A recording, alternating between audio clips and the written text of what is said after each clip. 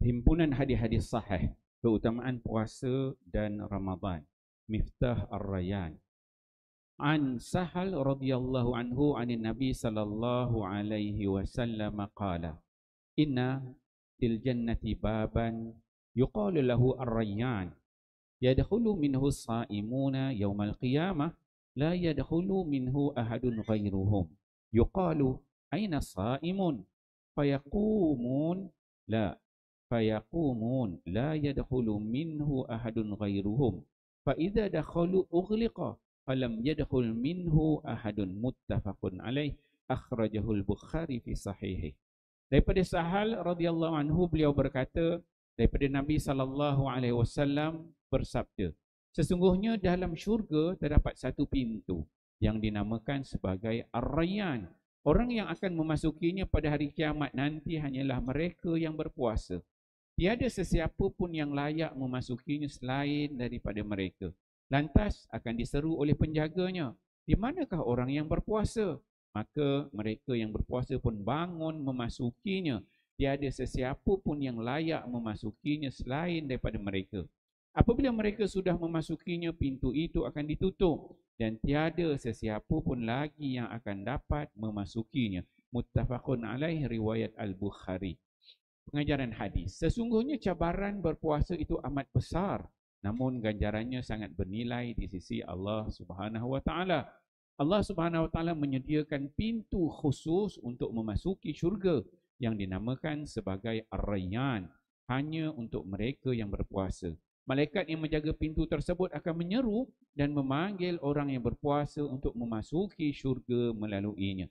Perkataan Ar-Rayyan berasal daripada kalimah Ar-Ray.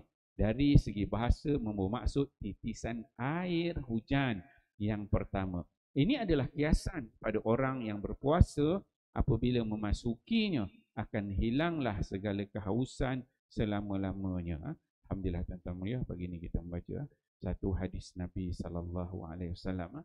Hadis yang ke-10, hadis yang ke-10 diriwayatkan oleh Sahal radhiyallahu anhu. Dia menyebutkan bahawa Nabi bersabda, kata Nabi SAW, dalam syurga Allah ni dia ada banyak pintu. Syurga Allah ni ada banyak pintu.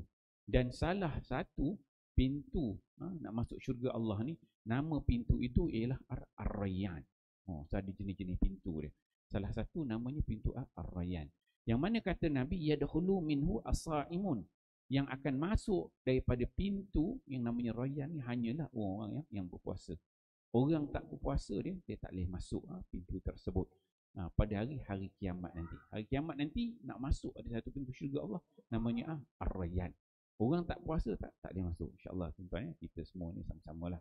Orang yang puasa kita akan dapat masuk pintu Ar-Rayyan nanti. Itu nanti. Dan kata Nabi SAW, nanti akan diseru pada hari kiamat nanti. Pintu tu dia akan menyeru. Syurga Allah ni akan menyeru. Dia kata, aina sa'imun, mana orang yang berpuasa. Masuk syurga Allah ni ada 8 pintu. Salah satu itu namanya Ar-Rayyan. Dan pintu ni dia akan panggil orang-orang yang layak untuk masuk dia. Dia akan seru, aina sa'imun, mana orang puasa, mari masuk ke dia. Kemudian la yadkhulu minhu ahadun ghairuhu fa idza dakhulu ughliq. Kata Nabi, bila orang puasa dah masuk dalam pintu syurga Allah itu, maka pintu itu akan dikunci. Yang mana tidak boleh orang lain masuk melainkan golongan yang betul. Hadis ni hadis Bukhari. Disebut muttafaqun alaih. Bukhari ada dan Muslim ada.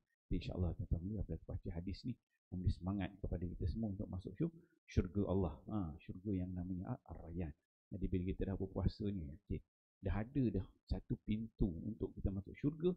Allah simpan kita di akhirat nanti InsyaAllah. Dan hari ni tadi alhamdulillah kita dah qiyam, kita dah baca juzuk 7 dan juzuk 8. Tahniah kepada ahli-ahli jemaah itu yang dapat habis bersama pada pagi ini. Dan insyaAllah juzuk 9, juzuk 10 kita akan baca hari Isnin lah, sebagaimana yang dijadualkan. Hebat jemaah kita kuat semua. InsyaAllah kita fahami hadis ini, amal dan sampaikan. Wallahu a'lam. Subhanallah.